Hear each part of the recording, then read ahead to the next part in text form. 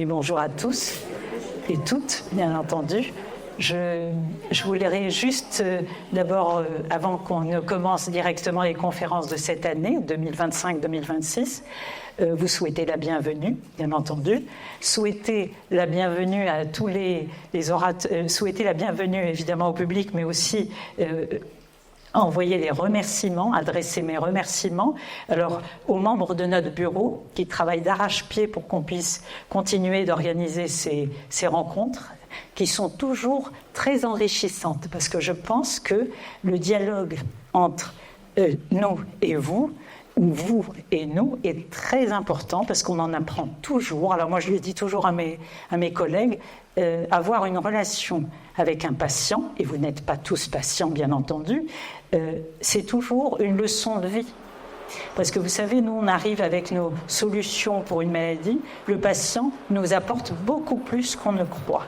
Et je voudrais le dire encore une fois parce que c'est extrêmement important qu'il y ait des échanges de ce style parce que, vous savez, les médecins ont souvent une lorgnette.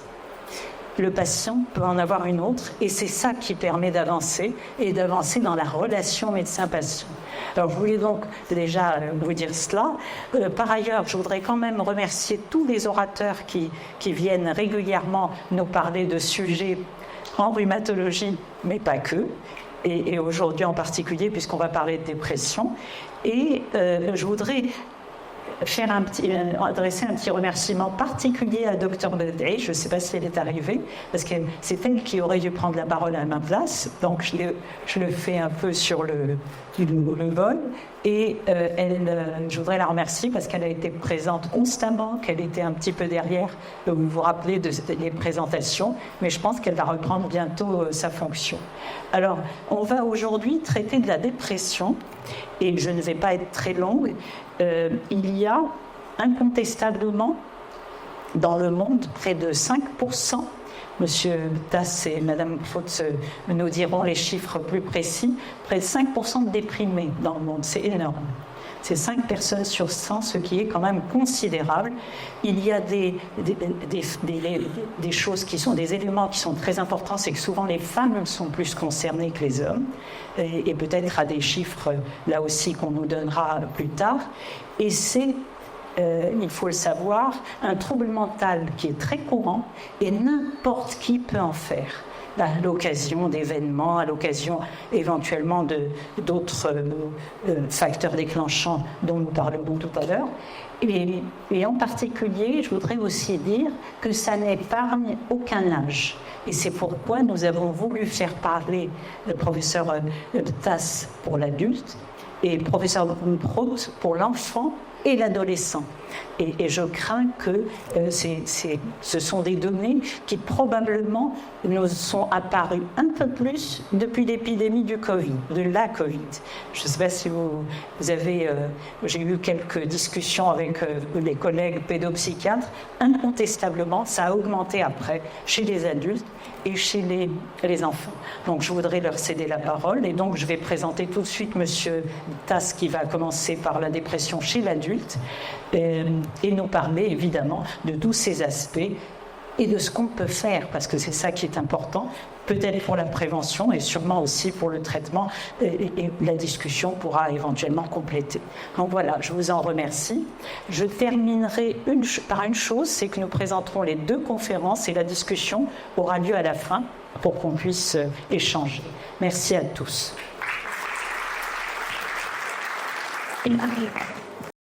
Bonsoir, désolé de ce retard. Merci Madame Kinsey et merci à toute l'association pour l'invitation. Alors, merci pour le choix du sujet, c'est toujours un sujet d'actualité qui intéresse tout le monde, dont on parle beaucoup. Mais paradoxalement, c'est un sujet où il y a beaucoup d'idées reçues, il y a beaucoup de mythes autour de cette question de dépression. Je vais essayer de définir un petit peu la question. C'est un exercice difficile pour nous, peut-être Mme Kinsey le sait. Parler aux étudiants en médecine ou aux médecins, c'est plus facile qu'au large public, parce que là, il faut adapter le discours, qu'est-ce qu'il faut dire, qu'est-ce qu'il ne faut pas dire, comment expliquer le chose. On commence par d'abord, qu'est-ce que c'est la dépression? La dépression, c'est un trouble qui concerne l'humeur. On va dire qu'est-ce que c'est l'humeur.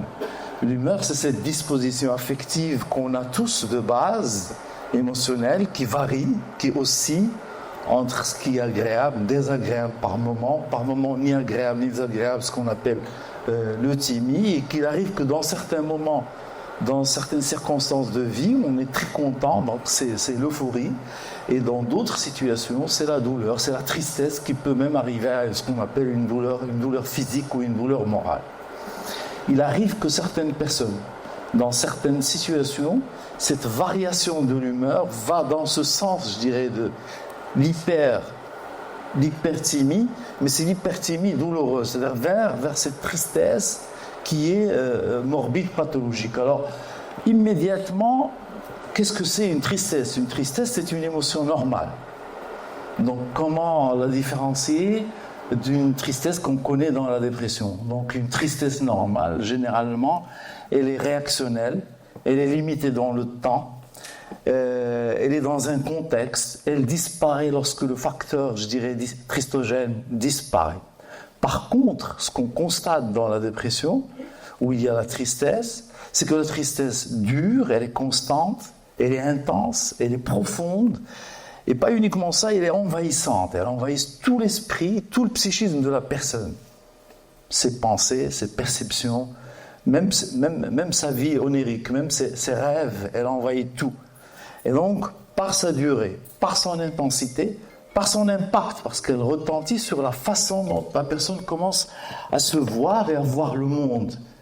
Et cette tristesse, elle colore un petit peu d'une négativité, si vous voulez, ou une noirceur, sa vision de soi et du monde. C'est ce qui caractérise aussi la dépression. Donc c'est un trouble de l'humeur, mais l'humeur qui varie dans un sens qui est plutôt tristesse. Il faut savoir qu'il y a d'autres personnes que leur humeur peut varier, mais dans l'autre sens, qui est de l'excitation, de l'euphorie, c'est les fameux bipolaires. Donc, dans la dépression, on a des personnes qui présentent des dépressions tout court, mais on a des dépressions dans le cadre de la maladie bipolaire ou trouble bipolaire, et ça, c'est autre chose. Donc, la dépression, pour revenir, c'est un trouble de l'humeur.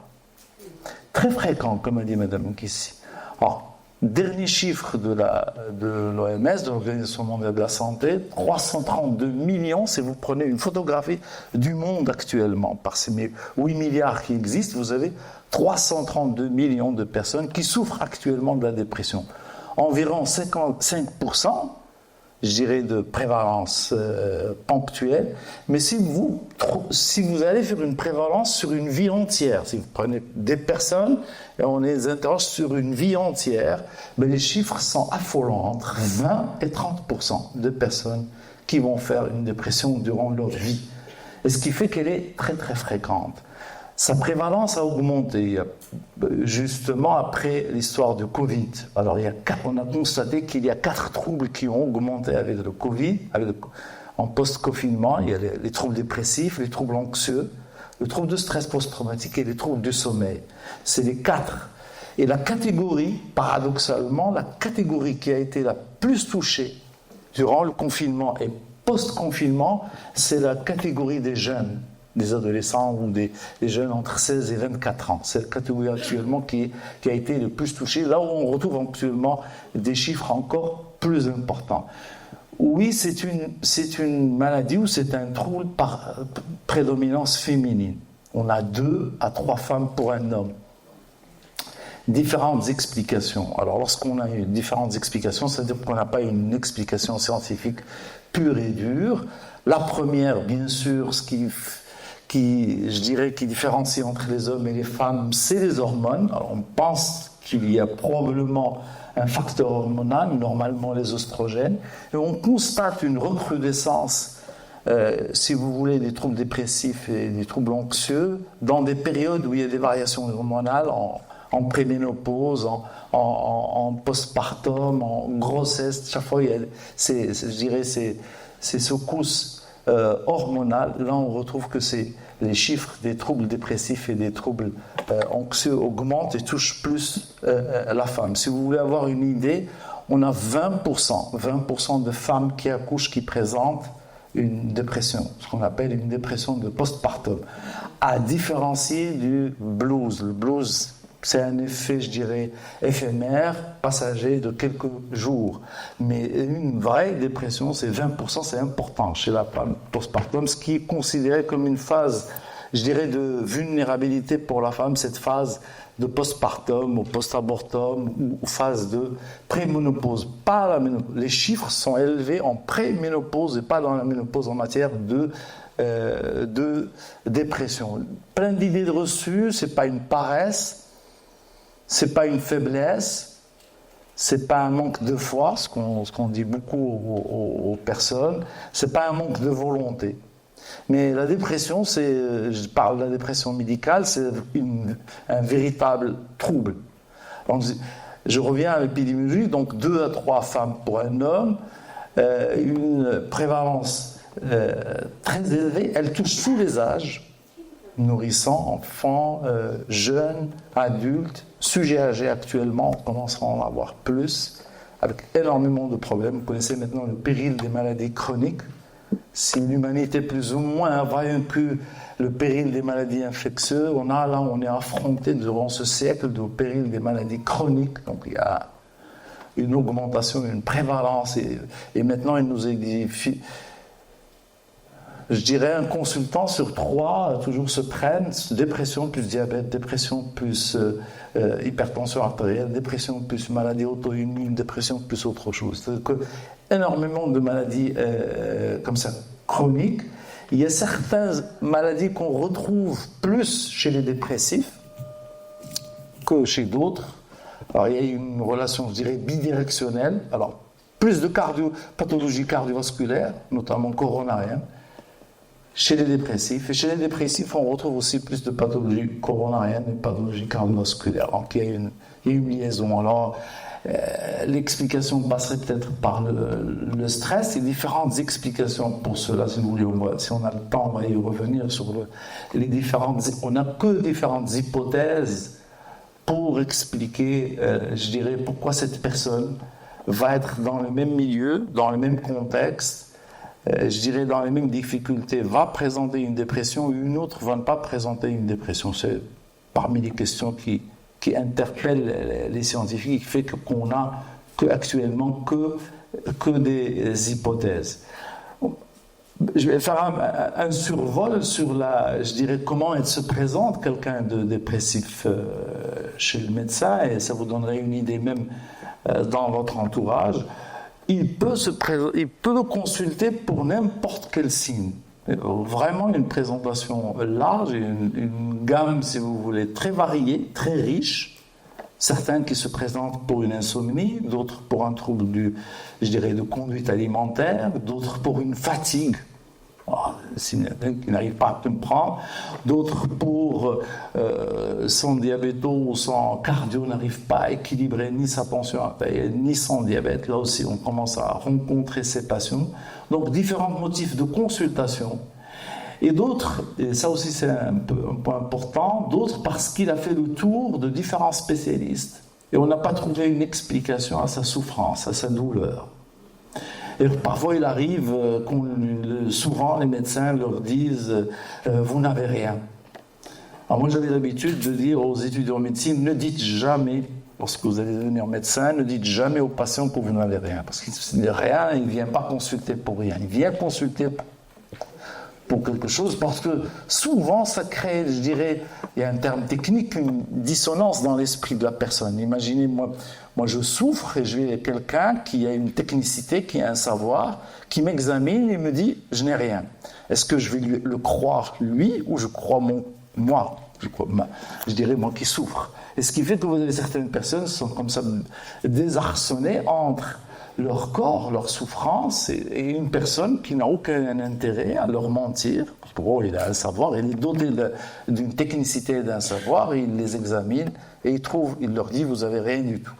Donc c'est là aussi, souvent, parmi ces patients, c'est surtout la dépression qui est en premier, et ce qui fait que nous, on avait ces habitudes de dire aux médecins, lorsque vous examinez un patient, lorsque vous l'hybilantez, vous ne trouvez rien du tout, la première je dirais, pathologie ou maladie à laquelle il faut penser, c'est la dépression. Par sa fréquence, par sa prévalence et par le fait qu'elle se présente de ces différents tableaux.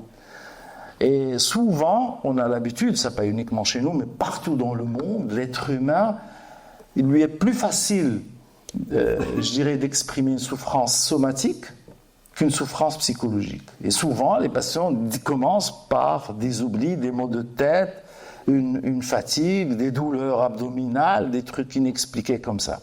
Et c'est qu'en allant doucement, et en les écoutant surtout, qu'on va retrouver qu'il y a autre chose et que malgré ce bilan qui est normal, malgré ces différentes explorations qui sont normaux, alors là, petit à petit, que le patient va commencer à parler de sa souffrance. Et sa souffrance, c'est cette souffrance, je dirais, morale, si on peut dire, ou là où il va commencer à parler de lui. Une fois qu'il commencera à parler de lui, ce moment-là, on aura le diagnostic parce qu'on va retrouver avec quelqu'un qui souffre, qui voit qu'il a changé. Alors c'est parmi aussi les situations psychologiques où on peut situer le début.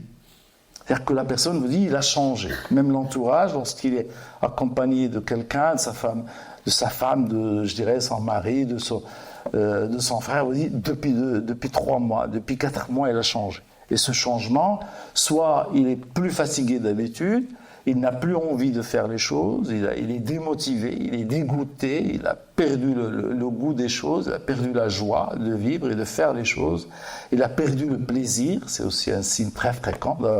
Les anciens l'appelaient la maladie de plaisir, parce que les dépressifs perdent le plaisir, c'est une pathologie, on dirait, du plaisir, c'est ce qu'on appelle, nous, un terme technique, l'anédonie, une perte de plaisir.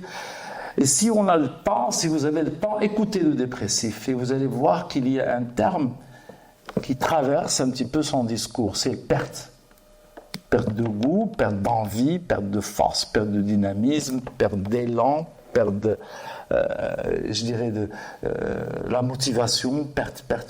Ça, c'est une caractéristique, si vous voulez, des dépressifs. Bien sûr, les tableaux, les expressions, si vous voulez, sémiologiques sont très riches, très variées, et là, ça dépend du médecin, de celui qui écoute, bien sûr. Il va avoir une écoute attentive à certains mots, à préciser avec lui certaines choses. Donc, c'est quelque chose qui a un début. Alors, ça peut être, je dirais, le socle, c'est cette vision négative, cette tristesse morbide, cette façon négative de se voir et de voir le monde. J'ai oublié une chose, c'est que malheureusement, dans cette dépression, il y a certaines formes qui sont intenses, graves, ce qu'on appelle mélancoliques, et là, il peut mettre même le pronostic, je dirais, vital, la vie de la personne en danger. C'est la première maladie suicidogène, si vous voulez.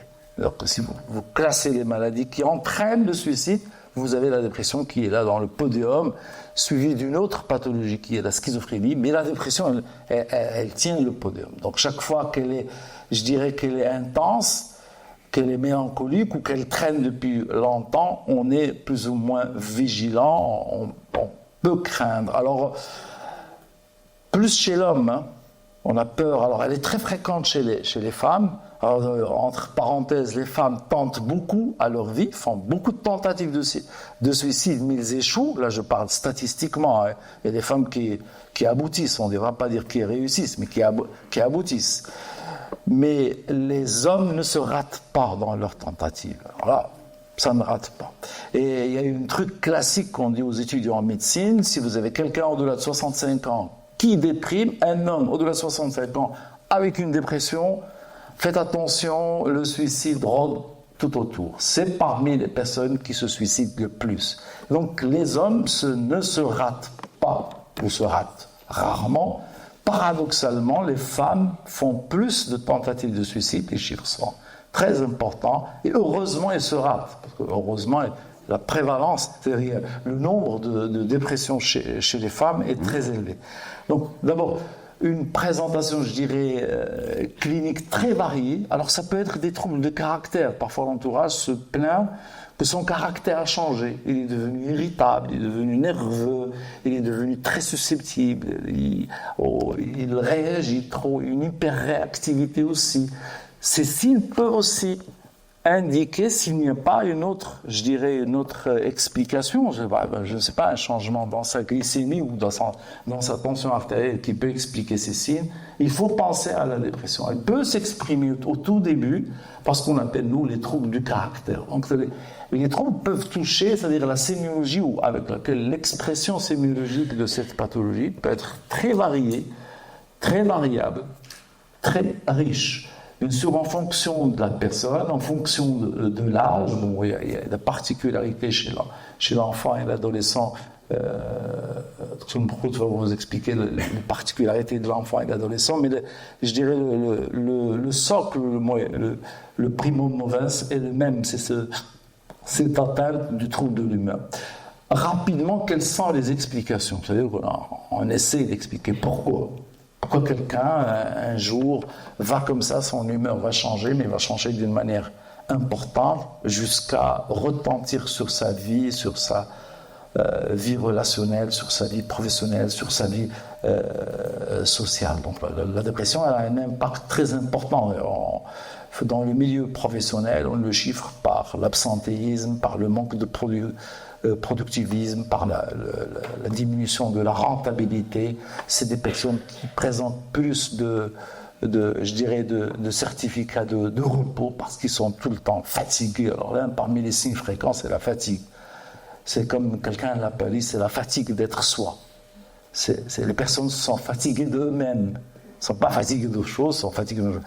La fatigue dans la dépression aussi, c'est un signe qui peut vous aider. Lorsque elle est fréquente, et vous pouvez la distinguer d'une fatigue normale. Généralement, une fatigue normale, c'est fin de journée, fin de semaine, d'une année. Elle est réactionnelle au repos. Lorsqu'on se repose, on récupère. La fatigue dépressive, et parfois les patients me disent, ils ont pris au congé, rien du tout, ils ont voyagé, rien du tout. Ça ne répond pas aux différentes, astuces pour éliminer cette fatigue. Elle est là, elle est présente, elle est constante, la fatigue. Et en absence d'une maladie qui expliquerait cette fatigue, la première cause de cette fatigue serait la dépression. Donc je voulais un aperçu. Alors pourquoi certaines personnes vont déprimer? Alors il n'y a pas de marqueur biologique jusqu'à ce jour. Jusqu'à ce jour, la science ne nous a pas encore doté d'un moyen pour poser le diagnostic d'une façon claire, c'est-à-dire, je ne sais pas, de mesurer quelque chose dans le sang ou de faire une exploration radiologique pour avoir le diagnostic. Donc il n'y a pas ce qu'on appelle un marqueur biologique de la dépression. Différentes explications, bien sûr, il y a des explications biologiques et des explications psychologiques, sociales, mais grosso modo, biologique, on a commencé par lorsqu'on a découvert la découverte des antidépresseurs, des moyens, médicamenteux contre la dépression. Ça date de 1955. Il faut savoir que c'est une découverte fortuite, la découverte des antidépresseurs. C'est lorsqu'on a découvert un médicament, la première fois qu'on a découvert un médicament qui a un effet sur le psychisme, c'est récent dans l'histoire de l'humanité, c'est 1952, c'était pour la schizophrénie. On ne disposait pas en 1952 de médicaments contre les maladies psychiatriques. Alors, vous ne pouvez pas imaginer ce qu'ils ont subi durant l'histoire de l'humanité, ces patients. Ils ont été lobotomisés, ils ont subi des chocs insuliniques, on leur faisait des comas, ce qu'on appelle les comas insuliniques. On leur injectait de l'insuline pour créer un coma, et se dire, ce coma, ce choc, lorsqu'ils vont se réveiller, leur esprit va changer. Et donc, ils vont se débarrasser de leurs démons. Parmi les gens célèbres qui ont subi ces comas insuliniques, c'est le fils d'Albert Einstein. Einstein avait son fils qui était schizophrène, le fils de la première femme. Einstein s'est éclipsé, il est parti aux États-Unis avec la deuxième femme, et il a laissé la première femme avec son fils schizophrène. Alors, il a été hospitalisé à 2 reprises à Zurich. Et à les 2 reprises, il a échappé, parce qu'il y a des patients qui n'échappent pas, qui se réveillent pas des comas insuliniques.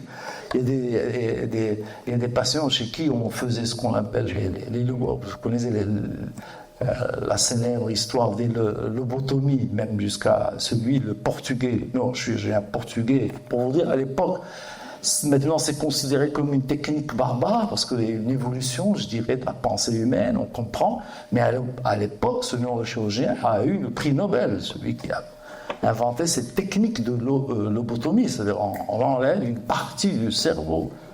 Parmi les célèbres, là aussi, qui a été caché durant toute l'histoire, et il y a quelques années, il y a un livre qui a un petit peu bousculé les États-Unis, c'est une sœur du fameux président Kennedy, qui était malade et qui a été lobotomisé. Et le père de Kennedy, pour que son fils devienne président, l'a caché. Ils l'ont caché durant toutes les 50 années et elle a été lobotomisée. C'est aussi une histoire. Bon, il y a plein d'histoires comme ça qui, je dirais, qui touchent l'histoire des malades mentaux, mais c'est des malades qui ont subi plus d'affres de l'histoire de l'humanité. Paradoxalement, ils sont les plus victimes de la violence, quelle que soit l'origine et la nature de cette violence. Si vous prenez la Deuxième Guerre mondiale, vous avez énormément de patients psychiatriques qui sont morts par faim. Parce que durant la Deuxième Guerre mondiale, lorsqu'il y avait l'envieillissement, surtout en France maintenant, le chiffre est sujet à discussion, mais on parle de 45 000 à 50 000. Parce que dans les hôpitaux psychiatriques, vous savez qu'avant, les hôpitaux psychiatriques sont construits en dehors des villes, en dehors de la cité. Ça vient aussi de la façon dont on voit les malades mentaux, que c'est des personnes qui ne sont plus comme nous, qui ne partagent plus la même pensée, la même façon de voir, donc on les élimine. Donc on construit les hôpitaux en dehors des villes, et c'était des aliénés. Et les hôpitaux, ça ne s'appelait pas les hôpitaux, ça s'appelait des asiles. Et les personnes qui s'en occupaient, ça ne s'appelait pas des médecins, ça s'appelait des aliénistes. Pour vous dire l'évolution, même les termes, ils ont une signification, et même la construction, même l'architecture qu'il y avait dans le temps, c'était pas, on les prenait pas en charge en tant que malades, ça a évolué. Alors, durant la Deuxième Guerre mondiale, les gens se sont enfuis, les malades sont restés seuls, sans médecin, sans infirmier, sans être alimentés.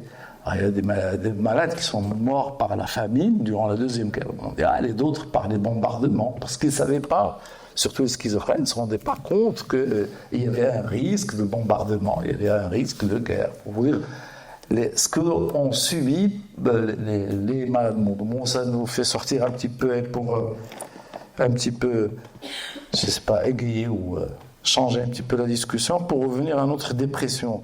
Alors, les explications, je dirais, biologiques, alors on a commencé par les médicaments, découvertes en 1955, les premiers antidépresseurs ont été découverts en 1955. 2 antidépresseurs de façon fortuite par 2 cliniciens. Un, on lui a dit un produit, écoutez, il ressemble à un produit qui agit sur la tuberculose, est-ce que vous pouvez lui donner à des tuberculeux et voir l'effet ? Il le donne à des tuberculeux, mais comme c'était un très bon clinicien, il a dit au laboratoire, reprenez votre produit, il n'a aucun effet sur la tuberculose. Par contre, j'ai constaté, malgré leur tuberculose, leur humeur s'est beaucoup améliorée. Et le deuxième, on lui a présenté un produit, on lui a dit, écoutez, parce qu'il y a un autre produit qu'on a inventé pour la schizophrénie en 1952, on lui a présenté un deuxième produit en 1955, très proche chimiquement du premier produit, on a dit, voilà, s'il agit sur les schizophrènes. Alors, il a mis le produit, et quelques temps après, il leur rend le produit, il dit non, il n'a aucun effet sur la schizophrénie, ils sont restés complètement malades, mais par contre, malgré leur délire et leurs hallucinations, leur humeur est devenue bonne. Aller de ce côté vers... C'était la découverte des antidépresseurs en 1955.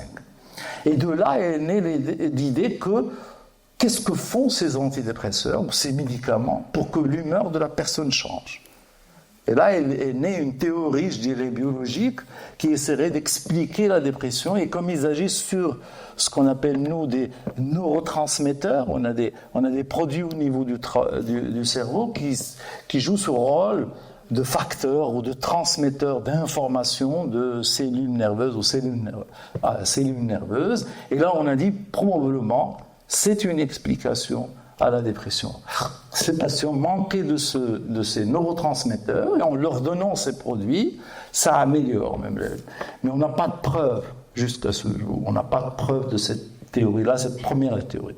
Deuxième théorie, il y a aussi la théorie génétique parce qu'on constate, alors ce n'est pas une maladie héréditaire, il faut faire la différence.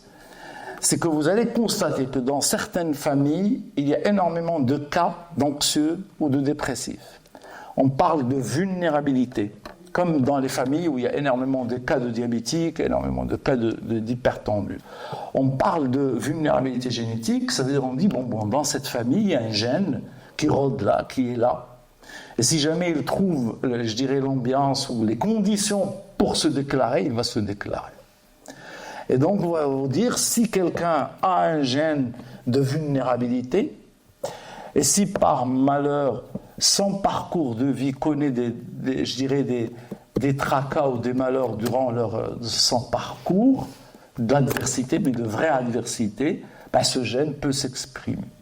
Et c'est là où cette théorie de vulnérabilité stress. Ou, si par malheur, il touche à des produits, à des toxiques qui permettent à ce gène de s'exprimer. Ça, c'est aussi une façon de voir. Bien sûr, il y a la théorie psychologique, et là, certains disent qu'il y a des traumatismes que peut subir quelqu'un durant sa vie, durant la construction, durant son enfance, c'est-à-dire un enfant qui a perdu ses parents ou un enfant qui a connu des traumatismes de différentes, sortes d'abus, de maltraitance, d'agression sexuelle ou autre, serait plus vulnérabilisé qu'un autre, bien sûr dans un contexte donné.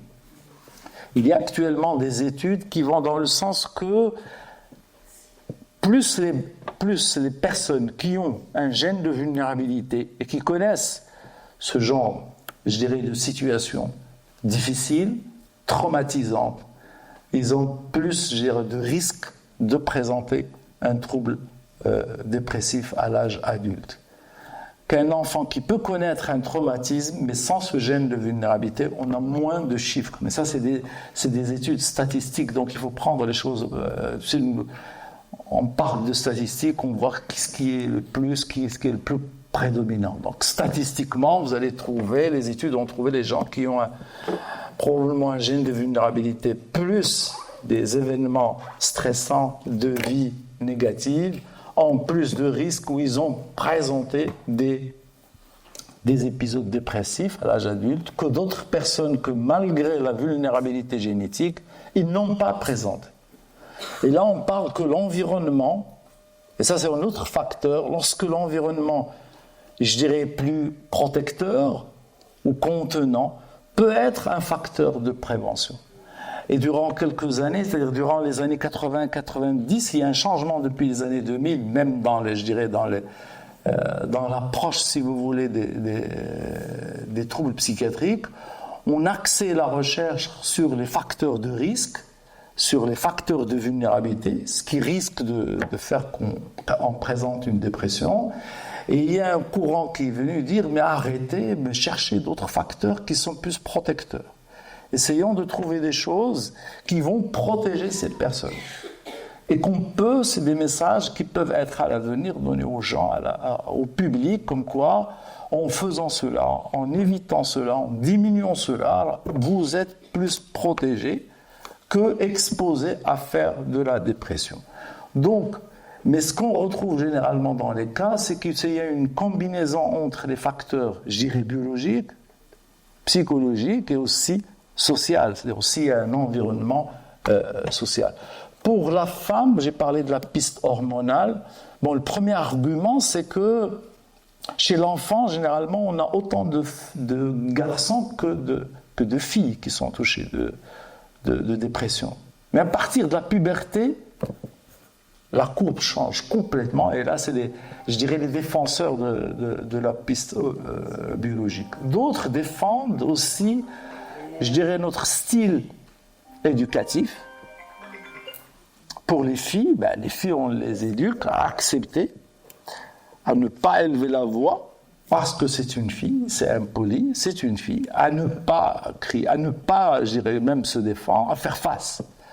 Et donc le garçon, dès les premières années, on lui apprend à faire face. Tu es un homme, tu dois faire face, tu dois confronter, affronter, mais en réalité, on est en train de le sculpter à faire face aux événements stressants, à l'adversité.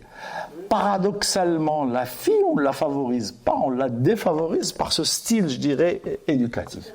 Et bien sûr, il y a la situation, que vous connaissez tous, la situation de la femme, qui a fait que durant l'histoire de l'humanité, la femme fait qu'elle subit plus plus que, je dirais, que l'homme. La femme a plus de charges, malgré l'évolution, malgré qu'elle travaille maintenant, malgré, je dirais, l'instruction de la femme, malgré qu'elle a acquis les connaissances, l'accès à l'école, l'accès aux droits, je dirais, civiques, politiques et tout, ben elle reste probablement dans la même situation. C'est-à-dire que la charge qu'il y a sur la femme est presque le double de l'homme.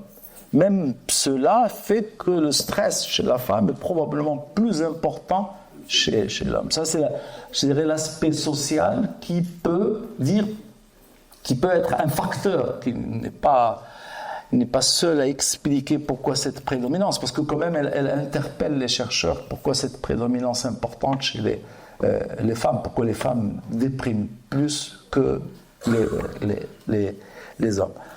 Pour le traitement, rapidement, il y a deux moyens, je dirais scientifiquement, il y a deux moyens pour traiter une dépression. Il y a les moyens médicamenteux et il y a les moyens thérapeutiques, sans médicaments. Actuellement, chacune des moyens a, je dirais, ses prérogatives ou ses critères. C'est-à-dire qu'on ne commence pas, lorsque quelqu'un se présente pour une dépression, on évalue la dépression. Si vous allez maintenant vers les recommandations internationales, on vous dit c'est en fonction de l'intensité de la dépression. Légère, moyenne ou intense. Et globalement, je dirais, vous trouverez que les dépressions légères, généralement, on préfère la thérapie. On dit qu'on peut se passer des antidépresseurs. Moyen, c'est une évaluation du clinicien, du désir du patient. Et ça n'a pas d'autres facteurs, c'est-à-dire qui seraient aggravants pour cette dépression. Là, on peut aller vers la thérapie. Mais pour les dépressions graves, mélancoliques, là où il y a le risque du suicide, vous trouverez dans toutes les recommandations internationales actuellement qu'il faut donner un antidépresseur. Bien sûr, la thérapie peut suivre. Ça, c'est aussi important. Donc, le deuxième moyen, c'est les thérapies. Dans les thérapies, actuellement, il y a un développement depuis une trentaine d'années. Il y a différentes techniques. Alors, il y avait pratiquement 2-3 techniques, mais maintenant, la gamme s'est énormément élargie, fait que énormément de techniques qui peuvent être, je dirais, adaptées aux patients et au désir au patient et à la vie du patient. Donc, ça dépend du thérapeute, ça dépend du patient, comment ça se passe. Tout le monde n'est pas éligible, et ça c'est aussi une idée reçue, tout le monde n'est pas éligible à la thérapie. Il y a des gens qu'on a adressés à la thérapie, ils vous disent non, donnez-moi les médicaments, je suis parti voir le thérapeute, je lui ai raconté ma vie en 2-3 séances, ça ne me dit rien, donnez-moi les médicaments. Donc la thérapie, c'est aussi un travail sur soi, c'est pas évident, c'est pas une partie de plaisir. Les antidépresseurs aussi. Chacune a ses avantages et ses inconvénients. Les médicaments, c'est un moyen chimique c'est un médiateur chimique sur lequel vous allez agir sur un psychisme pour améliorer. Bien sûr, il peut avoir des effets secondaires comme tous les autres médicaments. L'avantage, c'est qu'il y a une action plus rapide, c'est-à-dire qu'en 2-3 semaines, on commence à avoir l'effet sur l'humeur. Une certaine durée du traitement et bien sûr, l'arrêt doit être progressif. Mais sur l'inconvénient, est-ce qu'il tolère? Il ne tolère pas, il peut avoir des effets secondaires. Ils ne sont pas addictogènes. Donc, ça aussi, c'est une question souvent qui nous est posée. Les antidépresseurs ne donnent pas d'accoutumance, ne donnent pas de toxicomanie, c'est pas comme les tranquillisants, c'est pas comme les anxiolytiques. Les seuls médicaments avec lesquels on a ce problème d'addiction ou d'accoutumance, c'est uniquement les anxiolytiques. Mais les autres médicaments, on n'a pas ce problème, je dirais, d'addiction. Les thérapies, l'avantage, vous n'allez pas utiliser de médicaments, mais le médiateur, ce sera le psychisme du patient lui-même. D'ailleurs, vous allez l'utiliser lui-même, ce sera le médiateur avec lequel vous allez agir sur son psychisme. Donc ça dépendra du patient, du médiateur. C'est pourquoi je vous dis, tout le monde n'est pas éligible à ce travail sur soi. Ce n'est pas une partie de plaisir, c'est un travail sur soi, c'est long, ça demande du temps, ça demande de patience, ça demande du temps. Et ce qui fait qu'on évalue en fonction, parfois, ça dépend ce que la dépression est légère, moyenne, ça dépend des désirs du patient, ça dépend de sa situation, ça dépend beaucoup d'éléments pour dire quel est le moyen thérapeutique. Il faut savoir aussi qu'il y a des dépressions où on associe aussi bien les médicaments. Il y a des cas sévères, il y a des cas difficiles, il y a des cas de résistants, il faut que vous le sachiez. On a des cas de résistance au traitement. Et là, c'est parfois les médicaments plus les thérapies. On essaie de combiner tous les facteurs, je dirais, les moyens thérapeutiques possibles pour faire sortir ces patients. On a pratiquement, il faut le savoir, 15% de patients qui chronicisent leur dépression. Ça veut dire quoi? Ils font un épisode et par la suite, ils continuent leur dépression. C'est une dépression chronique et elle devient comme un diabète, comme une hypertension artérielle. C'est une dépression chronique. Alors, il y a environ 15%. On a un autre problème actuellement qui n'est pas résolu par la science, c'est une maladie qui revient. C'est-à-dire que vous traitez une personne de son épisode dépressif, ça sort immédiatement et puis ça revient. Mais là, ça diffère de personnes et c'est là où il y a des facteurs protecteurs à placer avec le patient. Parce qu'on a cette histoire de récidive qui nous pose problème dans la prise en charge des dépressions. Bien sûr, il y a un sous-groupe. Parmi ces dépressions, il y a un sous-groupe, et celui-là, il est traité, il est managé, il est pris en charge de façon un peu à part. C'est les dépressions qu'on appelle les dépressions bipolaires, c'est-à-dire les dépressions qui surviennent dans le cadre du trouble bipolaire, dans la maladie bipolaire. Alors leur gestion diffère, c'est pas uniquement les antidépresseurs, au contraire, on devient avare en matière d'antidépresseurs dans la dépression bipolaire, c'est les régulateurs de l'humeur. Et là, c'est autre chose, c'est une autre façon de gérer. Mais c'est eux qui font les dépressions les plus graves et ceux où il y a le risque de plus de suicide. Chez les dépressions bipolaires, qui sont aussi difficiles à traiter. Quel serait, je dirais, à partir de tout cela, quel serait le facteur, je dirais, ou là, quels seraient les moyens? Les moyens de prévention commencent peut-être à la naissance. Et là, c'est l'importance de la pédopsychiatrie et de la santé mentale en général. C'est-à-dire que la psychiatrie n'est qu'une parcelle de la santé mentale. C'est-à-dire que tout ce qui va favoriser la santé mentale de personnes, il faut l'encourager. Tout ce qui va permettre aussi bien un style éducatif épanouissant, permettant l'expression des émotions. On oublie qu'on n'apprend pas à nos enfants d'exprimer leurs émotions et de nommer leurs émotions dès leur jeune âge. Et d'accepter leurs émotions.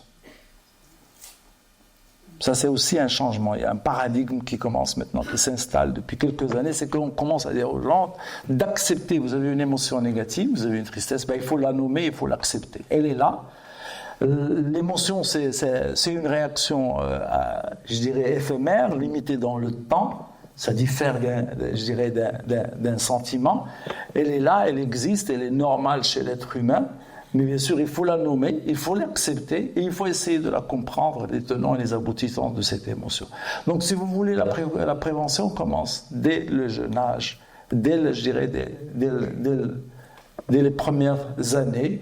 Et bien sûr, tous les fondamentaux d'une hygiène de vie, vous les connaissez, les fondamentaux sont connus, une hygiène de vie, il faut respecter son horloge biologique, il faut avoir son sommeil, il faut avoir l'activité physique. Alors là, on revient beaucoup sur l'activité physique et sur la marche.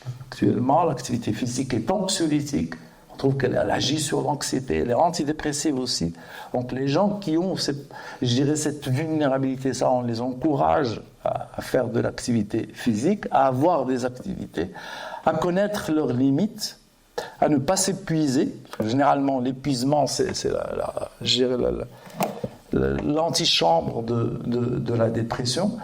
À apprendre, si vous voulez, à apprendre à nommer et à apprendre à gérer leurs émotions. C'est un petit peu les grandes lignes. Vous allez trouver énormément de techniques. Faites ce qui vous convient, faites ce qui vous aide à vous gérer vos émotions. Si, je ne sais pas, l'activité physique, c'est le yoga, c'est la méditation, si c'est la pleine conscience, faites-le. Faites ce qui vous permet, je dirais, de gérer vos émotions et d'aller mieux. Je vous remercie, je reste à votre disposition.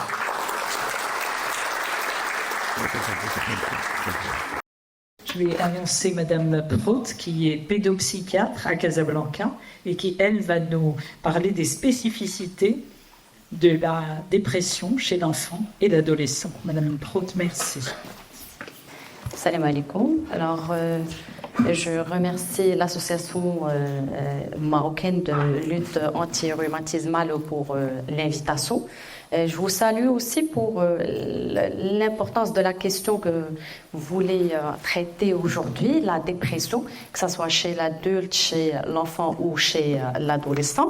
Alors, je passe après mon maître, mon cher professeur Pass. Alors, pendant longtemps, l'enfance était toujours associée à la joie de vivre, à l'insouciance. Pas mal de parents qu'on reçoit en consultation, après leur avoir annoncé un diagnostic de dépression, ils nous disent « Mais pourquoi il déprime? Il a tout. Il lui manque rien. On lui achète tout ce qu'il veut, on organise des sorties, on voyage, il a des amis, il va à l'école. » Alors, on ne comprend pas pourquoi il déprime. Alors, la dépression, c'est un trouble qui n'épargne personne, comme a dit le professeur McKinsey tout à l'heure. Ça peut toucher le sujet âgé, l'adulte jeune, l'enfant, l'adolescent et même le bébé. Alors,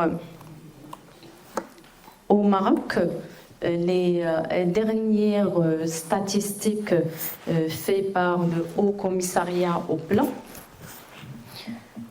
ont noté que plus de 25% de la population marocaine est âgée de moins de 15 ans. Alors, on a beaucoup d'enfants dans notre population et au niveau mondial, 10 à 20% des enfants et des adolescents souffrent d'une pathologie mentale selon l'Organisation mondiale de la santé. La dépression, comme on a dit, chez l'enfant et l'adolescent était longtemps niée. Et malheureusement, selon l'Organisation mondiale de la santé, elle constitue la première cause de maladie et d'handicap chez les adolescents, ce qui veut dire que ça coûte à la société. Aussi, en plus, la gravité et la hantise de tous les psychiatres et pédopsychiatres, c'est le suicide. C'est les tentatives de suicide, c'est le risque suicidaire qui fait partie des 3 principales causes de décès des adolescents dans le monde. Cette dépression peut avoir aussi des conséquences négatives sur le développement de l'enfant et aussi sur l'adulte dans le futur. D'où l'intérêt de la prise en charge précoce, la détection bien sûr et le repérage précoce, la prise en charge précoce et bien évidemment la prévention. Alors, on va définir la dépression ou le trouble dépressif selon le manuel statistique et diagnostic des troubles mentaux dans sa 5e version, qui est notre référence, nous les psychiatres et pédopsychiatres, pour le diagnostic des troubles. Alors, le trouble dépressif est caractérisé par des épisodes délimités d'une durée d'au moins 2 semaines, qui comprennent des changements manifestes dans les affects, dans les cognitions et dans les fonctions neurovégétatives, ainsi que des rémissions entre les épisodes.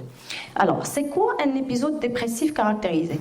Alors, toujours selon le DSM-5, qui est le manuel statistique et diagnostique des troubles mentaux. Alors, il y a des symptômes de base, comme a dit le professeur Tass, l'humeur dépressive ou cette tristesse, et la perte de plaisir. Alors, il faut avoir au moins l'un des 2 premiers symptômes, avec des symptômes associés. Alors, au total, on a besoin d'au moins 5 symptômes. Alors, les symptômes associés, c'est la fatigue ou la perte d'énergie, l'agitation ou le ralentissement psychomoteur, la diminution de la capacité à penser, à se concentrer, les idées de culpabilité ou de dévalorisation, des idées ou des actes auto-agressifs ou suicidaires, la perturbation du sommeil ainsi que la perturbation de l'appétit. Et ces 5 symptômes doivent être présents pendant au moins 2 semaines pour pouvoir poser le diagnostic, et vous allez voir pourquoi on parle de ça par la suite. Alors, on va passer aux chiffres. Alors, chez l'enfant prépubère, la prévalence, elle est de 1 à 2%, alors qu'elle est de 5% chez les adolescents, avec un sexe ratio de 1 chez l'enfant prépubère. Ça veut dire que c'est comme les filles, comme les garçons chez l'enfant prépubère. Mais à partir de la puberté à l'adolescence, on a 2 filles pour un garçon qui sont atteintes de dépression. Il y a une enquête qui a été faite au Maroc en 2016 auprès des élèves, des collégiens et des lycéens âgés de 13 à 17 ans et qui ont déclaré qu'au cours des 12 derniers mois, 19,8% des élèves vivaient un sentiment de solitude, 16,8% se faisaient des soucis à propos de quelque chose au point de ne pas pouvoir dormir la nuit, 16% ont envisagé sérieusement de se suicider, 13% ont fait une ou plusieurs tentatives de suicide et 6,5% des élèves déclarent avoir consommé des drogues. Alors ce sont des chiffres vraiment alarmants. Avant Covid. Oui, et après, merci de me l'avoir rappelé, après l'épidémie du Covid, comme a dit le professeur Tass et le professeur McKinsey, il y avait une explosion de plusieurs troubles psychiatriques. Alors plusieurs personnes, que ce soit des adultes, des enfants, des adolescents, ont décompensé certains troubles, surtout les troubles dépressifs, les troubles anxieux. Et bien sûr, le stress post-traumatique.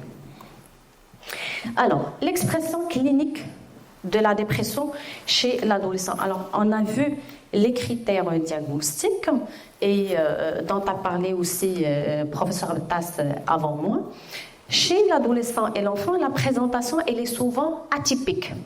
Ça ne se présente pas souvent de la même manière. Par exemple, chez l'adolescent, au niveau de l'humeur et des pensées, le plus souvent, il n'y a pas de plainte. Ils ne vont pas venir vers les parents se plaindre de ce qu'ils ressentent, mais ils vont avoir une humeur irritable, labile, qui peut être réactive aux bonnes nouvelles. Ils disent rarement être tristes et déprimés.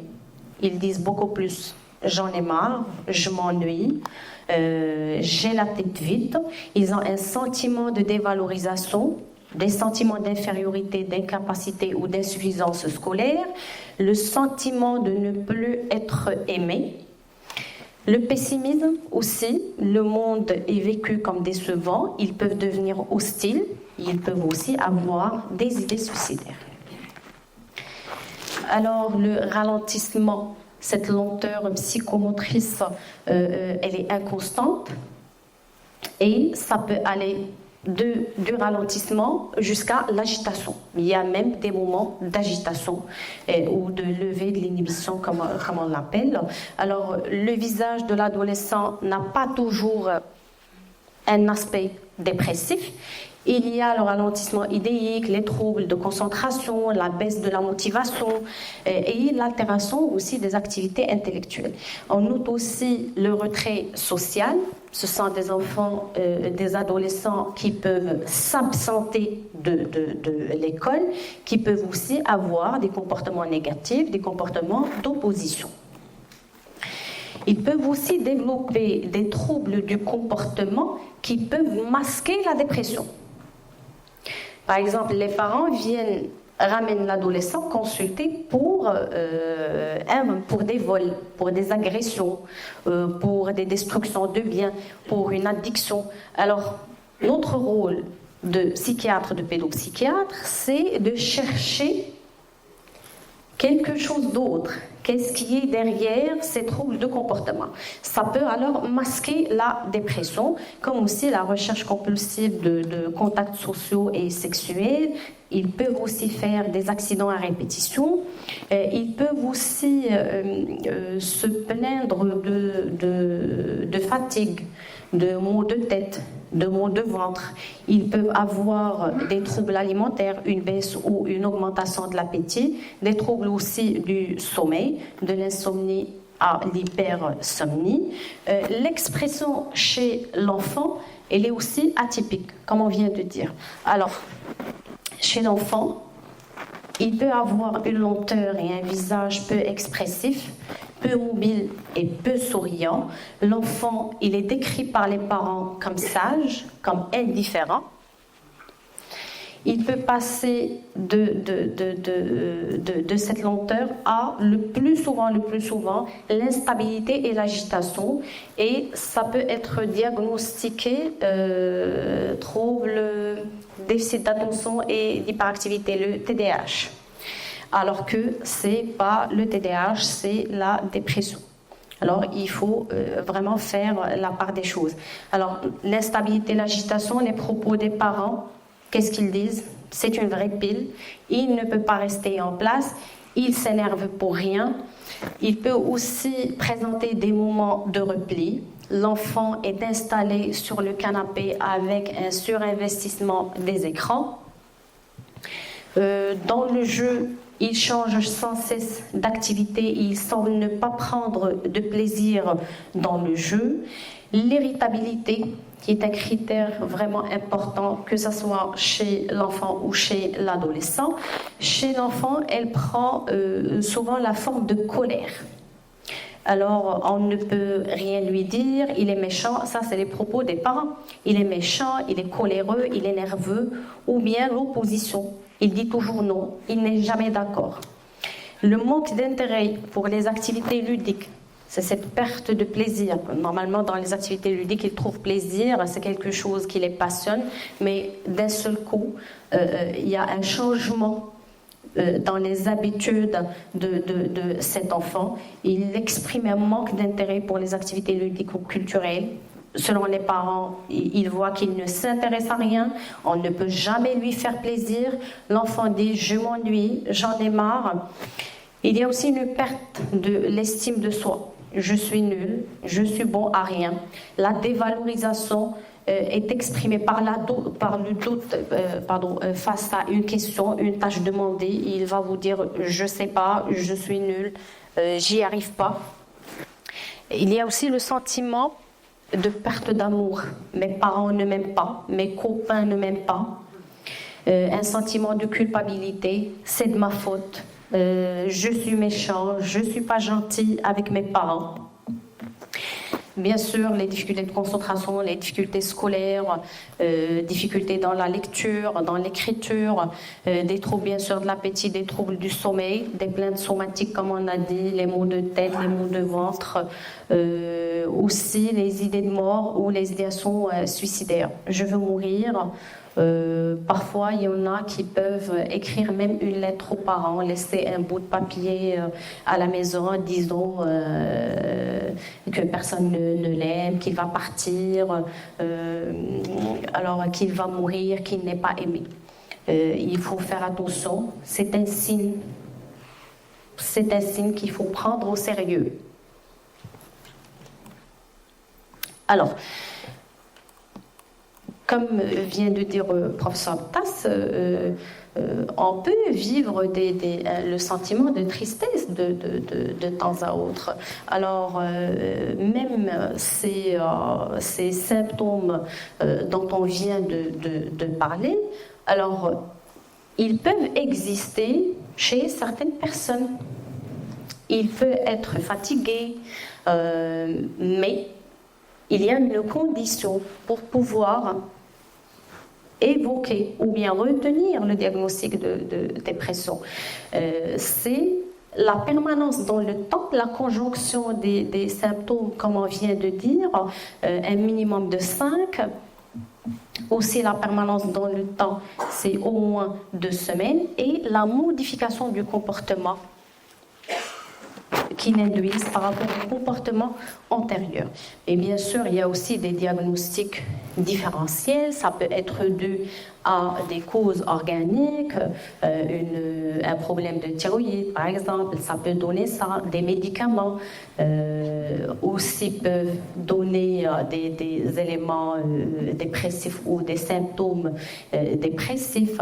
Il y a d'autres symptômes qui peuvent donner, d'autres diagnostics qui peuvent donner certains de ces symptômes-là, comme on a dit, le TDAH qui peut donner l'hyperactivité et l'instabilité et le trouble de la concentration. Alors, il faut qu'il y ait une conjonction des symptômes. Alors, il faut faire un très bon diagnostic et bien sûr des entretiens pour pouvoir poser ce diagnostic-là.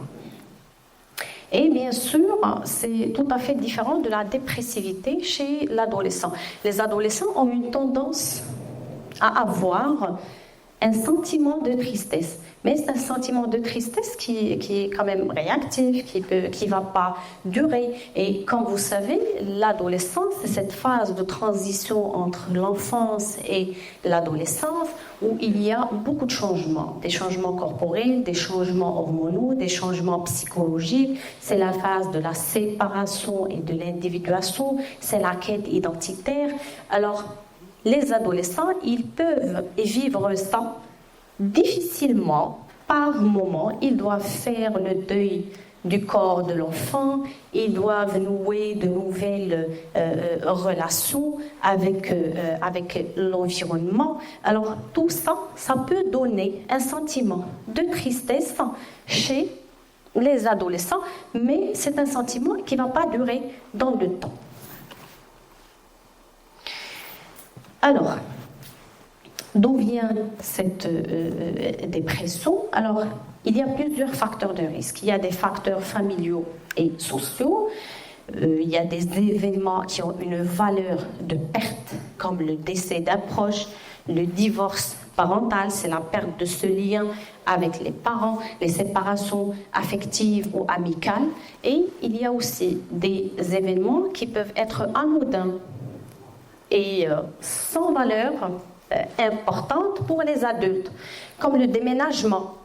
Mais l'enfant ou l'adolescent peut le vivre autrement, comme la mort aussi d'un animal domestique. Les conflits familiaux aussi peuvent aboutir à la dépression, le harcèlement scolaire, la négligence, la maltraitance physique ou sexuelle, les antécédents parentaux de troubles psychiatriques, l'éducation parentale sévère. Les enfants placés dans les institutions, ils ont plus de risques d'avoir des dépressions et le problème ou le trouble du lien mère-bébé, ces liens primaires, l'importance des 1000 premiers jours, des 3 premières années, toutes les interactions précoces, le lien qui est tissé entre le bébé et la personne qui prend soin de lui, souvent c'est la mère. Alors, quand il y a un trouble des interactions précoces, ça peut fragiliser l'enfant ou l'adolescent et il peut être vulnérable à la dépression. C'est souvent des enfants, des adolescents qui ne sont pas sécurisés, qui ne sont pas bien outillés pour pouvoir faire face aux événements de vie qui peuvent être douloureux, difficiles. Il y a aussi des facteurs individuels comme la faible estime de soi, le tempérament émotif, avoir une maladie chronique, avoir aussi un trouble psychiatrique associé, surtout l'anxiété. Alors, le plus souvent, les enfants ou les adolescents qui ont un trouble anxieux, ils sont plus à risque de développer une dépression par la suite. Bien sûr aussi, il y a les facteurs génétiques, les facteurs neurobiologiques. Les facteurs génétiques, alors chacun de nous vient avec un équipement génétique. Et bien sûr, il y en a qui ont des vulnérabilités neurobiologiques. Mais pour que ces gènes s'expriment, il faut qu'il y ait ce qu'on appelle l'épigénèse. C'est l'action de l'environnement sur le gène qui va faire que soit le gène va s'exprimer, soit qu'il ne va pas s'exprimer. Ça veut dire que ces facteurs de risque il n'y a pas une relation de cause à effet. Si on a ce facteur de risque, on va développer une dépression, ça ne l'est pas. Il y a aussi les facteurs protecteurs dont a parlé le professeur Matas, comme la capacité de l'adolescent à se confier à des amis. Alors, avoir un bon cercle d'amis, c'est rassurant. Et aussi pouvoir se confier aux adultes de son entourage, l'attitude soutenante et contenante de l'entourage. Alors l'environnement, il est très important dans la dépression. Il y a aussi les facteurs individuels qui peuvent mener à déclencher un processus de résilience face à des événements douloureux comme l'optimisme, comme la confiance en soi et comme aussi la capacité de s'exprimer. Alors, l'évolution. Le plus souvent ou bien dans beaucoup de cas, la dépression peut disparaître spontanément pendant un certain nombre de mois. Ça peut aller jusqu'à 6-7 mois et ça peut disparaître spontanément. Mais à quel prix ? La fréquence des récidives, ça en l'absence de traitement, la fréquence des récidives, il peut y avoir aussi la chronicité du trouble, ça peut devenir chronique, ça peut retentir sur la scolarité, l'allongement de la scolarité, son interruption, des difficultés ou des troubles des apprentissages, ça peut avoir des répercussions négatives sur les relations sociales, le risque suicidaire qui est très important et on va en parler, ou bien parfois la dépression peut s'inscrire dans un autre trouble. Comme a dit le professeur Tass, dans le trouble bipolaire, il peut commencer par la dépression avant de présenter l'exaltation de l'humeur, les épisodes d'hypomanie et de manie, ou bien ça peut être des éléments dépressifs, peuvent être inaugurateurs de la schizophrénie.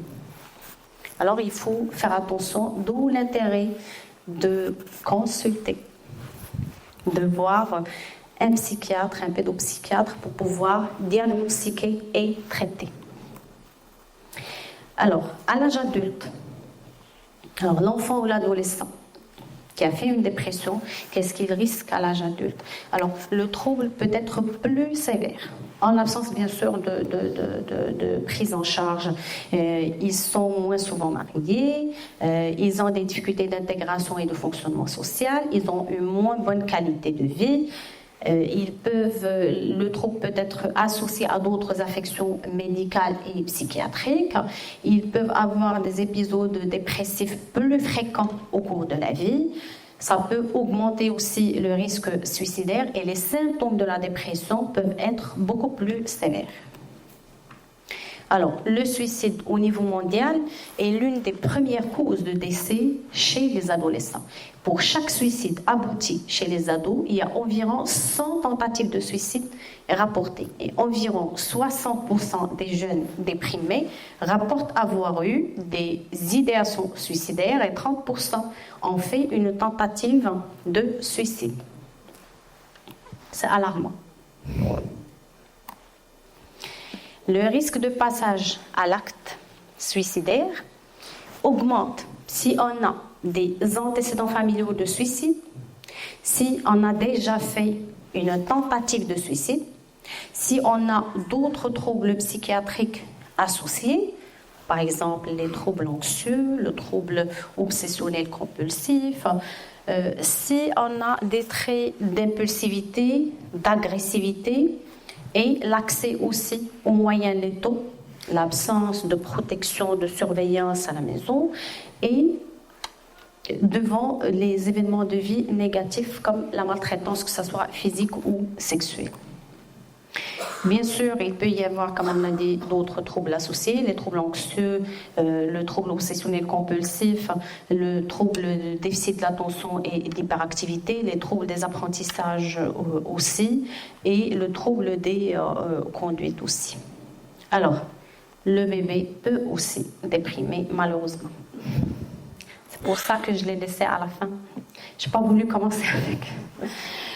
Alors, la dépression chez le bébé est une réponse émotionnelle marquée par un état d'impuissance, de désespoir et de résignation face à une souffrance psychique secondaire à des expériences plutôt de manque ou de perte d'un lien affectif privilégié. Il peut s'agir de pertes réelles, prolongées ou définitives, comme un décès, un placement dans une famille d'accueil, dans un centre, dans une institution, dans un orphelinat, des séparations répétées, des pertes fantasmatiques, le sentiment de ne plus être aimé et aussi la discontinuité dans les interactions mère-enfant ou parent-enfant. Le bébé va manifester une altération de l'appétit pour la vie et on ne doit pas oublier que c'est un être en développement. Le cerveau, il est encore fragile et ça va avoir des répercussions graves sur le développement global du bébé. Alors, comment ça s'exprime cliniquement? Quels sont les symptômes, l'indifférence? Il n'y a pas de plainte, il n'y a pas de larmes. C'est un bébé qui ne réclame plus rien. Sa mobilité, elle est limitée, ses gestes sont monotones et sa mimique, elle est pauvre. Il y a aussi le repli interactif, c'est la chute des initiatives et des réponses aux sollicitations et aussi les affections somatiques, la fréquence des affections somatiques, rhinopharyngite, bronchite, diarrhée. Alors, comment ça va évoluer? Lorsqu'il s'agit d'un épisode court et limité dans le temps, une carence partielle et en cas d'intervention rapide, la souffrance affective reste brève et isolée. Dans le cas contraire, il y a le risque de retard des acquisitions linguistiques psychomotrices, le sentiment d'insécurité avec l'angoisse d'abandon qu'il va garder et la transmission à la génération suivante. Alors, les modalités de prise en charge, on y arrive. Alors, la première, le premier ou bien le traitement de choix chez l'enfant et l'adolescent, c'est la psychothérapie. Mais bien sûr, ça dépend de la gravité de la dépression, de l'intensité. Lorsque c'est léger à modéré, c'est beaucoup plus les psychothérapies et qui sont de plusieurs types, bien sûr, thérapie comportementale cognitive, thérapie interpersonnelle, thérapie familiale, thérapie psychodynamique.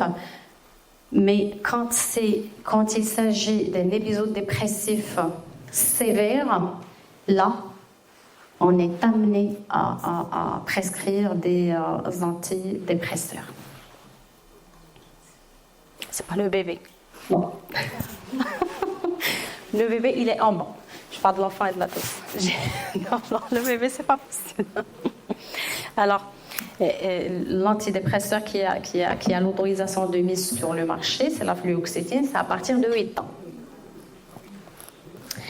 Alors, comme on a dit, il y a les psychothérapies, il y a les antidépresseurs, et comme a dit le professeur Tass, il n'y a pas de risque de dépendance avec les antidépresseurs. Bien sûr, lorsqu'on pose l'indication, c'est jamais en urgence. on ne prescrit pas d'antidépresseurs en urgence. C'est après un certain nombre d'entretiens, de consultations avec l'enfant, bien sûr, et avec la famille. Et on prescrit, bien sûr, en ayant le consentement des parents. Et bien sûr, après avoir cherché les antécédents personnels et familiaux de l'enfant, on peut aussi prescrire un bilan préthérapeutique, un bilan sanguin, un électrocardiogramme. Alors, il y a beaucoup de choses qu'on fait avant de prescrire, et on commence à prescrire et on commence avec une petite dose et bien sûr une surveillance de l'enfant ou de l'adolescent. Ça veut dire des rendez-vous qui sont très proches au début, et après on augmente la dose vraiment doucement et on surveille toujours, et bien sûr on sensibilise les parents aux effets secondaires. Et on les responsabilise par rapport au traitement. Alors, le traitement, c'est vous, le parent, qui allez le donner à votre fils. Alors, il a le comprimé, par exemple, le matin, vous allez lui donner un comprimé. Alors, vous n'allez pas lui dire, allez prendre votre médicament. Alors, il y a beaucoup de choses qu'on fait avant de prescrire, parce que j'ai vu des personnes étonnées lorsqu'ils ont entendu parler d'antidépresseurs chez l'enfant et l'adolescent. Ça se comprend, vous êtes des parents et vous avez le droit d'être inquiet par rapport à ça. Sinon, même le médicament, c'est en combinaison avec la psychothérapie. Mais dans beaucoup de cas, on arrive à traiter avec la psychothérapie, comme je vous ai dit, quand c'est léger ou modéré. Et bien sûr, le traitement, c'est quand il s'agit d'un épisode sévère et s'il y a des signes de gravité. Bien sûr, la psychoéducation et l'implication de l'environnement de l'enfant, de la famille de l'enfant, c'est très important. Ils doivent comprendre les facteurs contributifs, le diagnostic, le déroulement du traitement. Tout ça va permettre à la famille et à l'enfant de s'engager dans cette prise en charge. On leur explique même le suivi, comment ça va être. L'hygiène de vie aussi, elle est très importante. L'activité physique, une alimentation saine, une hygiène du sommeil aussi à respecter. Alors, pour le bébé, la dépression du bébé, il faut travailler directement avec le bébé. D'une part, c'est pour forcer le retrait interactif avec la stimulation. On doit stimuler le bébé, mais aussi il faut travailler sur les interactions et le lien parent-bébé. Ça veut dire on va travailler avec les parents, où il y a la maman qui prend soin de l'enfant, et avec le bébé, on doit travailler sur ce lien-là entre les deux pour réparer tout ce qui s'est passé avant.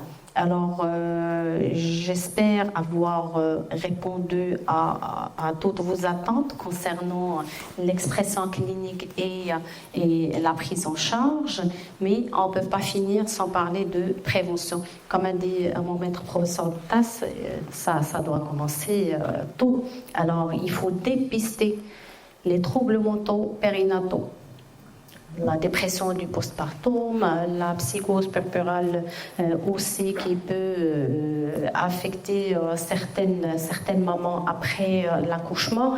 Ces troubles mentaux périnataux vont altérer les interactions précoces, ne vont pas permettre la mise en place d'un attachement sécure, ce lien qui est très important pour l'enfant. Un enfant sécurisé, c'est un enfant qui pourra faire face aux événements négatifs de la vie par la suite. Mettre en place des programmes d'éducation à la parentalité positive, mettre en place aussi des programmes de prévention de harcèlement scolaire au niveau des écoles, parce que pas mal de temps, on reçoit des enfants qui viennent consulter pas forcément pour des troubles, pour des symptômes dépressifs, mais c'est au cours des entretiens qu'on trouve que ce sont des enfants harcelés à l'école et ils ne le disent pas. Le dépistage aussi de la dépression chez les adolescents et les enfants qui sont une population vulnérable, mais surtout les adolescents, et la prise en charge précoce, d'où l'intérêt de la formation et de la sensibilisation des professionnels de la santé aux signes cliniques de la dépression chez l'enfant et l'adolescent. Et je vous remercie.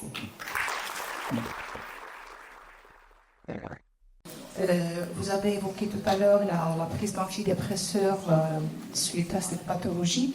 Est-ce que vous pouvez nous en dire un peu plus, s'il vous plaît, sur l'effet chimique? Moi, en tant que citoyen normal, je ne suis pas dans le domaine médical, mais j'aimerais avoir un peu plus d'informations sur l'effet chimique de l'antidépresseur pour justement diminuer ces dépressions et surtout les effets secondaires. Parce qu'il y a une grande tendance en ce moment, il y a même des personnes qui prennent des antidépresseurs sans prescription médicale. Et la consommation, on a remarqué que la consommation d'antidépresseurs a augmenté. Quelle est la réaction chimique de l'effet de l'antidépresseur et ses effets secondaires? Je vous remercie. Si, mais bon, je ne comprends pas pourquoi une personne qui n'est pas dépressive va prendre un antidépresseur. Il y a une exception, il y a un abus d'un antidépresseur, on est au courant, par les nutritionnistes qui le prescrivent à leurs consultants, à leurs clients. C'est de la fluoxétine, je ne vais pas dire le nom commercial, qui parfois coupe l'appétit ou donne un amaigrissement. Alors que c'est un antidépresseur. Bon, à part cette parenthèse, je ne vois pas pourquoi certaines personnes vont prendre des antidépresseurs alors qu'ils ne sont pas dépressifs. Prendre un antidépresseur alors qu'on n'est pas dépressif, ça ne va pas augmenter votre humeur. Ça ne va pas vous rendre euphorique. C'est une illusion, il y a eu des travaux sur cela. Maintenant, l'effet chimique, ça dépend des molécules. Maintenant, on a une gamme large. On s'est trop spécialisé. Si vous voulez, on a actuellement 4 familles d'antidépresseurs. On a les anciens, qui datent de 1955, c'est ce qu'on appelle les antidépresseurs tricycliques, c'est anciens, et qui agissaient sur beaucoup de neurotransmetteurs de beaucoup de régions de cerveau. D'ailleurs, ils avaient beaucoup d'effets secondaires. Mais depuis 1980, on a une nouvelle génération d'antidépresseurs qui agissent sur un seul neurotransmetteur. Alors, le plus célèbre, c'est la sérotonine. On les appelle d'ailleurs les inhibiteurs de la reculture de la sérotonine. Très utilisés actuellement, c'est les plus utilisés dans le monde, les plus prescrits, et toutes les recommandations disent que lorsqu'on rencontre un dépressif pour la première fois, une dépression qui n'est pas gravement impliquée, vous commencez par ce genre d'antidépresseurs. Pourquoi?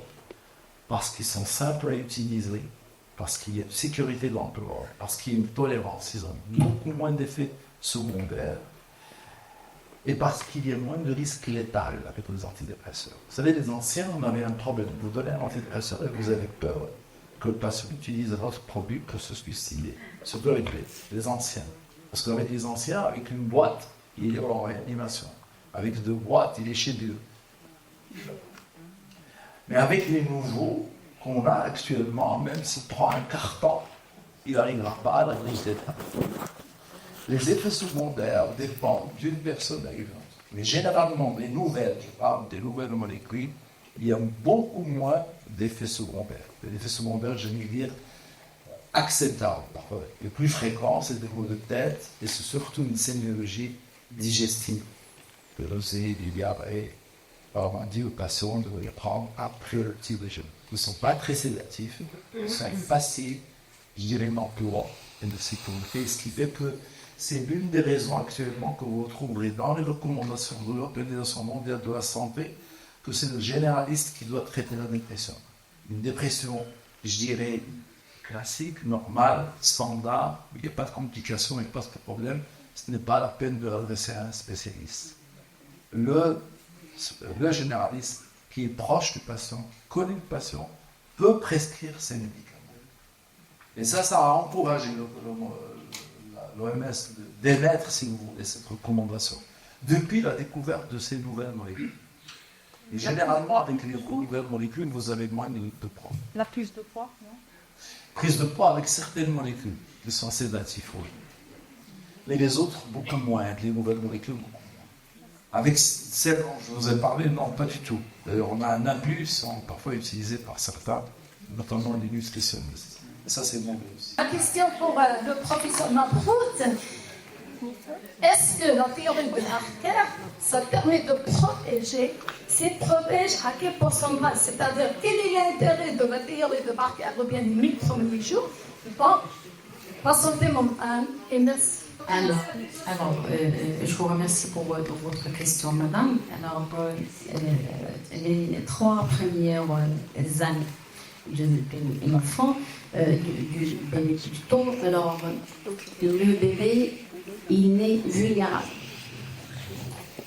Le bébé seul, ça n'existe pas. L'enfant seul, ça n'existe pas. Alors, cet enfant ou ce bébé, il va se développer dans un environnement. Alors, la première des choses, c'est les interactions précoces qui commencent avant la naissance. Bien avant la naissance, le lien avec le bébé peut être mis en place et doit être mis en place. D'où l'intérêt du suivi des grossesses, de l'accompagnement des femmes enceintes, des entretiens psychiatriques avec les femmes enceintes. Ça se fait en périnatalité, en psychologie périnatale, pour prévenir un problème de lien par la suite. Alors, si le bébé a un environnement disponible, ou bien on va parler d'une personne qui répond à ses besoins, qui est disponible, pas juste physiquement, parce qu'elle peut être disponible physiquement, mais pas disponible sur le plan psychique. Si elle est déprimée, si elle a une dépression du postpartum, elle ne peut pas s'occuper d'elle-même. Elle ne peut pas se lever de son lit. Elle ne peut pas se laver. Elle ne peut pas changer ses habits. Elle ne peut pas dormir. Elle ne peut pas manger. Alors, comment elle va prendre soin du bébé? Alors, comme on a dit, la disponibilité psychique de la personne qui va prendre soin de ce bébé va pouvoir développer un attachement sécure. Et lorsqu'on dit attachement, c'est une relation ou un lien primitif que le bébé va tisser avec la personne qui prend soin de lui au cours de la première année. Et après, il va se faire des représentations de cette relation. Alors, maman, comment elle répond à mes besoins? Est-ce qu'elle me laisse attendre? Est-ce qu'elle répond convenablement à mes besoins? Ou bien sa réponse change? Parfois, elle est disponible et parfois, elle peut me laisser crier. Alors, lorsqu'on a parlé des 3 premières années, il y a aussi, vous venez de dire qu'un enfant ou bien une femme enceinte qui s'alimente mal, je sais de quoi vous parlez du microbiote et de tout ça, qui s'alimente mal ne va pas faire naître au monde un enfant normal. Vous avez oublié tout ce qui est de la neuroplasticité. Alors, il y a beaucoup de choses qu'on peut réparer par la suite. Si l'environnement est sécurisant, contenant, présent, disponible, on peut réparer beaucoup de choses. Bon, je ne vais pas rentrer dans les détails, mais on peut réparer beaucoup de choses et permettre à cet enfant d'être sécurisé. Et le fait d'être sécurisé, c'est ce qui va lui permettre par la suite, en grandissant, de pouvoir déclencher un processus de résilience. On a tous passé par des moments difficiles, mais on n'a pas tous développé une dépression. Alors, il y a les premières années, alors ayez confiance en vos enfants, aimez-les, exprimez-le, il faut l'exprimer, il faut le dire. On ne le dit pas, malheureusement. Malheureusement, on ne le dit pas. Il faut parler au bébé. Malheureusement, je t'engueule. Un petit féminin. Là où un petit féminin. Bien sûr, il y a des choses qui passent à travers le toucher, à travers les caresses, à travers le jeu, bien sûr, mais aussi à travers les mots. Alors, avoir des enfants sécurisés, des enfants qui ont un lien d'attachement ou bien un attachement sécure, ce sont des adultes, des adolescents, puis des adultes qui peuvent affronter beaucoup de difficultés par la suite, parce qu'on peut avoir une tristesse. On ne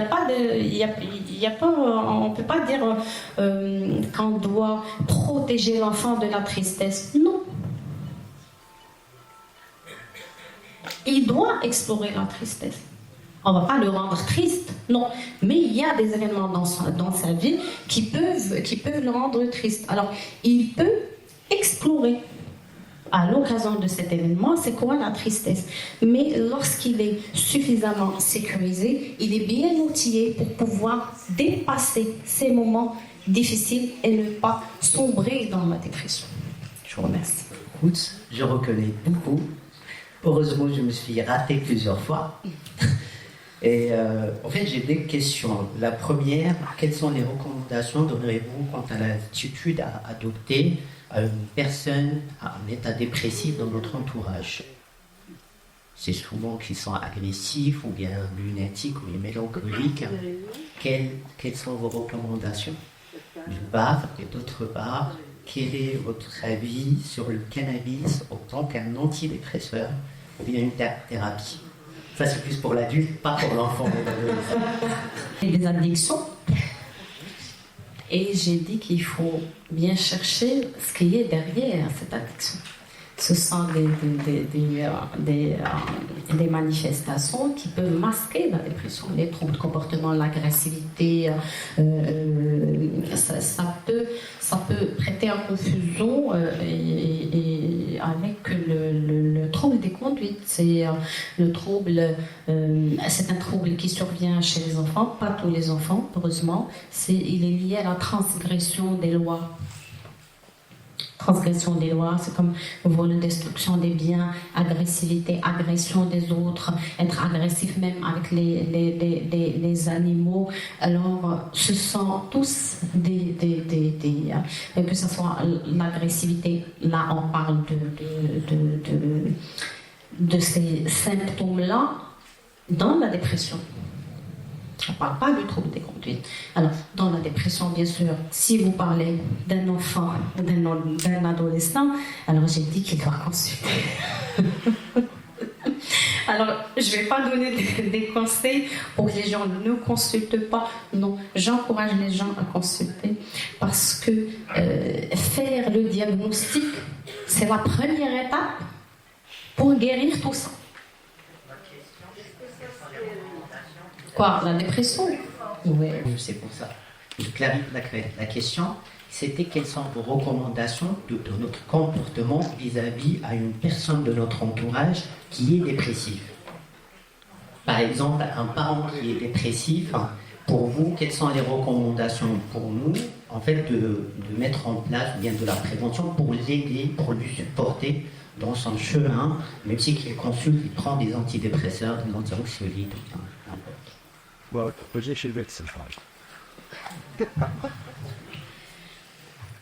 Alors oui, je vois ce que vous voulez dire, c'est comment l'aider en tant qu'entourage, c'est ça. Alors l'entourage, lorsqu'il est contenant, lorsqu'on comprend de quoi la personne qui est devant nous souffre, lorsqu'on accepte sa souffrance, on le laisse verbaliser sa souffrance. Il ne faut pas l'arrêter. Il ne faut pas lui dire là, parce que malheureusement c'est ce qui arrive.